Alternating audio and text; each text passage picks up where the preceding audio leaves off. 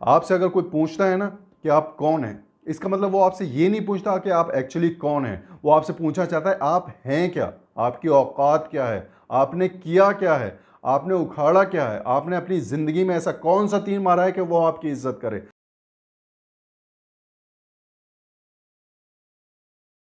अस्सलाम वालेकुम दोस्तों, क्या हाल चाल है। मैं आज आपको पढ़ाने नहीं आया हूँ, मैं आज आपको सिर्फ कुछ बातें करने आया हूँ आपसे। और मैं उनसे मुखातिब होना चाहता हूँ जो बोर्ड के एग्ज़ाम दे रहे हैं या बोर्ड की प्रिपरेशन कर रहे हैं और अभी तक उनको लगता है 3-4 महीने गुजरने के बाद भी उनको लगता है कि क्या होगा अगर हम 70% भी लिए आए, क्या होगा अगर हम 80% लिए आए, क्या ज़रूरी है कि 90-95% लेके आना, क्या ज़रूरी है कि टॉप करना। हम 70% पे भी पास हो सकते हैं, क्या ज़रूरत है इतने ज़्यादा मार्क्स लाने की। हम 80% मार्क्स ला के भी 11th में जा सकते हैं आसानी से और अपने जो चॉइस की स्ट्रीम है हम उसमें जाके सिलेक्शन हमारा हो सकता है और हम जाके 11th में साइंस साइड लेंगे, आर्ट लेंगे, कॉमर्स लेंगे, जो भी स्ट्रीम आपको अच्छी लगती है वो आप लेंगे। लेकिन अभी करंटली आप बोर्ड का एग्ज़ाम की प्रिपरेशन कर रहे हैं और आपके माइंड में ये चल रहा है कि क्या ज़रूरत है इतना पढ़ने की। आसान पेपर आने वाला है, फर्स्ट टर्म आपके एमसीक्यूज होंगे, उसमें तो 40 आउट ऑफ 40 आप यूं ही ले आएंगे और 10 मार्क्स आपके असिस्मेंट के होंगे, तो टीचर के साथ आपकी सेटिंग है, 10 मार्क्स वहां से आएंगे, यानी 100% मार्क्स आप फर्स्ट टर्म में ले आएंगे। सेकंड टर्म में 50% सब्जेक्ट आएगा, तो 50% सब्जेक्ट की तैयारी आप दिसंबर से शुरू करेंगे यानी जनवरी से शुरू करेंगे और आराम से आप जो है सेकंड टर्म में भी आप 100 आउट ऑफ 100 यानी 50 आउट ऑफ 50 आप 100% मार्क्स वहां पर भी गेन कर सकते हैं। लेकिन मैं आपको एक बात बता दूं, मेरी बात ध्यान से सुनना, ठीक है। आपसे अगर कोई पूछता है ना कि आप कौन हैं, इसका मतलब वो आपसे ये नहीं पूछता कि आप एक्चुअली कौन हैं, वो आपसे पूछना चाहता है आप हैं क्या, आपकी औकात क्या है, आपने किया क्या है, आपने उखाड़ा क्या है, आपने अपनी ज़िंदगी में ऐसा कौन सा तीर मारा है कि वो आपकी इज्जत करे। अगर आपके रिश्तेदार, आपके जानने वाले, आपके दोस्त, आपके यार अहबाब भी अगर आपसे पूछते हैं ना कि आप कौन हैं, या कोई गैर इंसान भी आपसे ये सवाल पूछता है ना कि आप कौन हैं, आज से 15 साल बाद, 20 साल बाद अगर आपसे कोई ये पूछेगा, मिलेगा कि साहब आप कौन है, who are you, it doesn't mean he asking you who are you, he wants to know your position, he wants to know where do you exist, he wants to know what have you done with your life। तो वो जानना चाहता है कि आपने अपनी ज़िंदगी में किया क्या है, ठीक है। ये आज से डिसाइड होगा कि आप अपनी ज़िंदगी में क्या करना चाहते हैं। बोर्ड एग्ज़ाम आपके सामने है, ये एक बहुत बड़ा मरहला है जो आपको अचीव करना है, जो आपको यह हर्डल है जो आपको कवर करना है, जो आपको क्रॉस करना है, और यहीं से डिसाइड होगा कि आप अपनी लाइफ में किस तरफ जाने वाले हैं, आप अपनी लाइफ को किस डायरेक्शन में लेके जाने वाले हैं। मैं आपको बता दूं, आपका टारगेट अगर आपके सामने नहीं है, आप फोकस नहीं है, आपका एम अगर क्लियर नहीं है, आपका एम्बिशन अगर क्लियर नहीं है, तो याद रखिए मेरी बात, बहुत मामला ख़राब है। आगे आने वाले वक्त में लोग आपको शादियों में बुलाना पसंद नहीं करेंगे। आज अगर आपके किसी कज़न की, किसी भाई की, किसी दोस्त की अगर शादी है और आपका एग्ज़ाम करीब है, तो आपको खुद डिसाइड करना पड़ेगा कि at this moment what is important for me.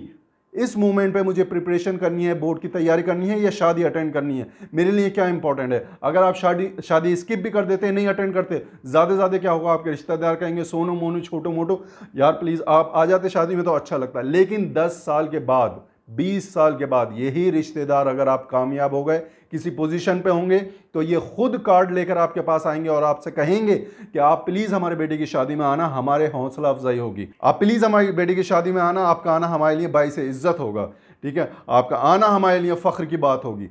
तो ये लोगों के रवैये बदल जाएंगे। लेकिन खुदा ना खास्ते अगर आप कामयाब नहीं हुए या आप ऐसी पोजीशन में हुए, तो याद रखना कि ये लोग सिर्फ कार्ड किसी के हाथ आपको भिजवा देंगे, आप गए या नहीं गए, आपको फ़ोन तक नहीं आएगा कि आप शादी में क्यों नहीं आए। ये इंपॉर्टेंस होती है शादियों की, ये इंपॉर्टेंस होती है लोगों की एक दूसरे के लिए। तो आप याद रखिए, अगर आपसे कोई पूछ रहे हैं ना कि आप कौन है, तो वो आपसे पूछना चाहता है कि आप क्या हैं। तो आप अपने टारगेट के ऊपर फोकस रखें, आप अपना फोकस बिल्कुल क्लियर रखें कि मेरा ये टारगेट है, मुझे अचीव करना है।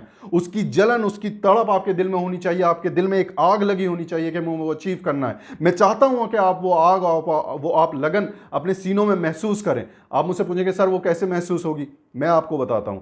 अगर आपका टारगेट क्लियर है, आपके माइंड सेट बना हुआ है कि मुझे 95% प्लस लेके आने हैं 10th में, तो यकीन माने आप बेचैन रहेंगे, आप 24/7 उसके बारे में सोचते रहेंगे, आप 24 घंटे ये सोचते रहेंगे कि मुझे अगली पढ़ाई क्या करनी है, मेरी अगली स्ट्रेटेजी क्या होगी, मुझे किस सब्जेक्ट का कौन सा क्वेश्चन अगर नहीं मुझसे नहीं आ रहा तो उसका सोल्यूशन क्या होगा। ये आपके माइंड में हमेशा चलता रहेगा। उठते बैठते, खाते पीते, चलते फिरते, आते जाते, इवन बाजार में घूमते हुए आपके माइंड में सवाल चल रहे होंगे। और जिस दिन ऐसी कैफियत आपके अंदर आ गई, तो याद रखना आपको कोई रोकने वाला नहीं होगा। बोर्ड एग्जाम में आप जो है झंडे गाड़ देंगे, बोर्ड एग्जाम में आप जो है अपने माँ बाप का नाम रोशन कर देंगे। अगर ये कैफियत आपके सामने आ गई, और याद रखना अगर ये कैफियत नहीं आई तो आप पास तो हो सकते हैं, आप मिडिल क्लास हैं, आप अपर क्लास हैं, आप लोअर क्लास हैं, इट डजेंट मैटर। इंटरनेट जब से आया है सबकी पोजीशन बिल्कुल सेम हो गई है, सबके पास रिसोर्सेज बिल्कुल इक्वल हैं। ये रोना रोना बंद कर दें कि मेरे पास रिसोर्सेज नहीं है, मेरे पास बुक्स नहीं है, मेरे पास नोट्स नहीं है, मैं लेक्चर्स नहीं दे सकता। अगर किसी के पास मोबाइल मौजूद है और अगर किसी के पास इंटरनेट मौजूद है तो हर चीज़ जो है अचीव कर सकता है, हर चीज़ एक्सेस कर सकता है, हर जगह वो जा सकता है। तो मैं चाहता हूं कि आप अपने टारगेट में, अपने एम में, अपने एम्बिशन की आग में इतना जलें, इतना तपें कि वो तपिश जो है आपके घर वालों को, आपके रिश्तेदार को, आपके दोस्तों को महसूस होने लगे। वो तपिश आपके रिश्तेदारों को कैसे महसूस होगी? जैसे मैंने बताया, आप शादी में नहीं जाएंगे, वो महसूस करेंगे कि हाँ इसके अंदर कोई बात है, ये करके दिखा देगा, ये ज़रूर कुछ ना कुछ अचीव कर लेगा, हाँ ये ज़रूर कर लेगा। आपके घर वाले ये महसूस करने लगेंगे कि डेली ये जो है 4 घंटे 5 घंटे अपनी टेबल पर बैठ कर पढ़ता रहता है। अगर आपके फादर हैं 9 to 5 जॉब करते हैं, 10 घंटे लगातार जॉब कर सकते हैं, तो आप 4 घंटे क्यों नहीं लगातार पढ़ सकते अपने फ्यूचर को सुधारने के लिए? आप अपने मुस्तकबिल को ब्राइट करने के लिए क्यों नहीं 4 से 5 घंटे आप निकाल सकते डेली पढ़ने के लिए? तो वो तपिश जो आपके दिल में लगी होगी, वो जो आग आपके दिल में लगी होगी, एक दिन वो शोले जो है आपको मशाल बना देंगे और आप एक ऐसी मशाल बनेंगे कि लोगों को रोशनी दिखाते हुए आप चलेंगे इंशाल्लाह। मेरी बात ये याद रखना कि शोलों से मशाल बनना आपका काम है। आपको खुद अपने डिसीजन लेना पड़ेगा और आपको उसके ऊपर एक्ट करना पड़ेगा। डेली आपको अपने शेड्यूल चेक करना पड़ेगा कि am I right or not, okay, am I on the right path or not. जो मैं टारगेट अचीव करना चाहता हूं उसके लिए डेली एक कदम आपको उठाना पड़ेगा। जब एक एक कदम आप उठाएंगे तो आप एक दौड़ में तब्दील हो जाएंगे। एक एक कदम आप जब उठाएंगे वो कदम मिलकर एक दौड़ बन जाएगी और आप अपने टारगेट को अचीव कर पाएंगे।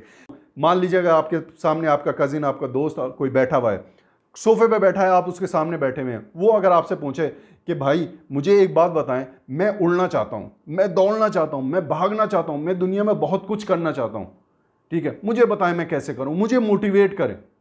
आप उसे कैसे मोटिवेट करोगे? इंसान बैठा हुआ है, आप उससे कहोगे प्लीज स्टैंड अप।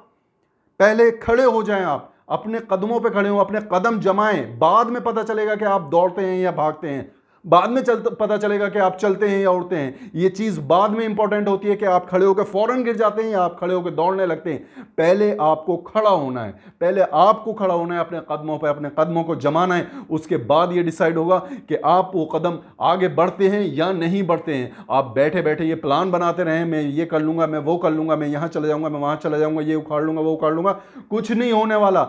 आपको सबसे पहले अपने कदमों पर खड़ा होना होगा। इसीलिए मैं आपको कहना चाहता हूं कि आपको सबसे पहले बुक खोलनी पड़ेगी।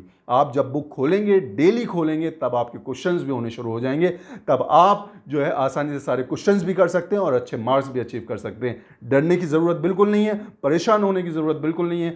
सिर्फ फोकस रहें, अपना टारगेट सेट करें और डेली चेक करें कि आप अपना टारगेट के करीब पहुंच रहे हैं या नहीं। डेली एक कदम, एक क्वेश्चन, एक सवाल, एक इंपॉर्टेंट लाइन आपको या तो लिखनी है या याद करनी है या पढ़नी है अपने टारगेट को अचीव करने के लिए, तभी आप टारगेट पर पहुंच पाएंगे। तो दोस्तों अपना ख्याल रखें, इसी तरह की वीडियोस आपको मिलती रहेंगी। चलिए मिलता हूं अगली वीडियो में कुछ नई इन्फॉर्मेशन के साथ।